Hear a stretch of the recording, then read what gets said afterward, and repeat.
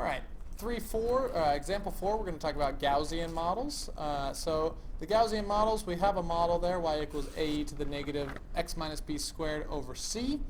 And what we end up with here is what we call a bell-shaped curve. And so the bell-shaped curve means we've got 50% on one side and 50% on the other side. So everything kind of balances out nicely. We have a nice curve like this where 50% of the whole area is over here, and 50% is on the other side. And so we can always figure out the halfway point is when we have our maximum. All right, the halfway point is the maximum. So let's go ahead and take a look at the SAT scores here. They gave us an equation. And on this one, they just say sketch the graph and then figure out the average SAT score. All right, so on this one, let's flip it over to our graphing calculator to help us sketch it. And so, trusty graphing calculator. Y equals, let me clear it out, 0.0034 E, and so we'll put in a negative parentheses x minus 515 squared divided by 26912 in parentheses. And that is our equation. If we go ahead and graph this, we're going to need to get a good window. You'll notice the graph really isn't coming up with anything at this point. So the x is pretty easy because they're going to tell us what we want. It says 200 to 800. So 200 to 800. And what you want to do on a Gaussian model for your y's is start with some 0 to 1, because what we're doing here is we're doing the distribution of percentages. So what percentage of people fall within a bell curve? 100 total. So the highest you could possibly be would be 100. So 0 to 1. The 1 is the tallest point you could have. Let's go ahead and graph this and see what we get. Okay, nothing came up here. That must mean that it's so flat we're not seeing it. So I'm going to go ahead and hit zoom.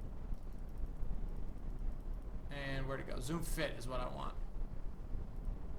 Right there. Zoom fit. And let it redraw it for us. And it'll change the y value so we have a nice curve up at the top. And you'll notice when we go back to window here, the max is 0.3%. Alright? Sorry, that's...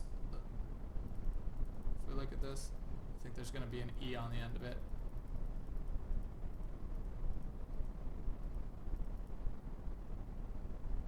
Nope. So it is just 0.3%. So the highest we ever got to was 0.3% on this graph, which is right here.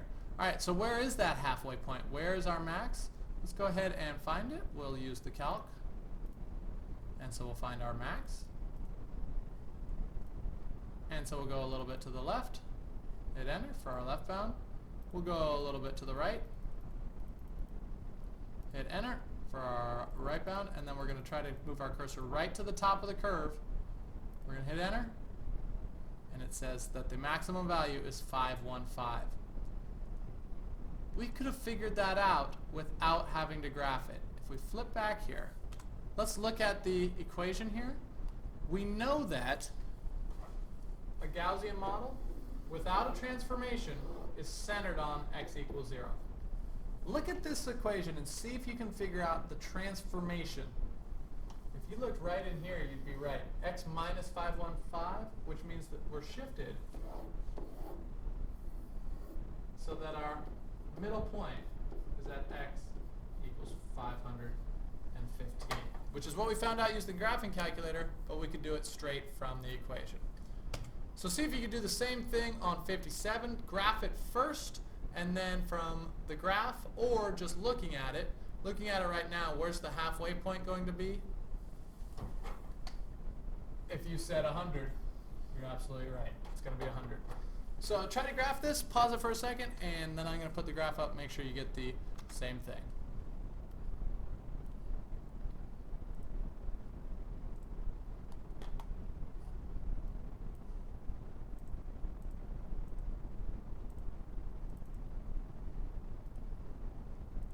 So we'll plug it in and we'll do negative parentheses x minus 100 squared all divided by 450.